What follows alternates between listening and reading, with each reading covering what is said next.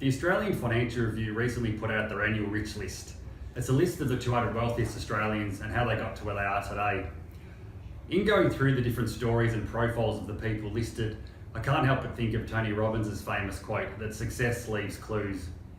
In picking out the three most important lessons or traits that I can get from these profiles of these people, I would say the first lesson or trait is that almost without exception, all of these people started with a plan.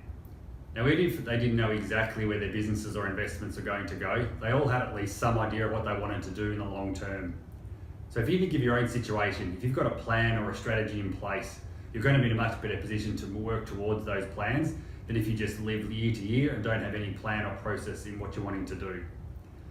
The second trait or lesson with most of these people is they had an understanding and willingness to take on some risk. Now, risk doesn't mean going down to the casino or gambling on the horses. It means the understanding that if you're going to invest in businesses, property or shares, there are always going to be risks involved. And so these people understood this and took a long-term view with what they wanted to do.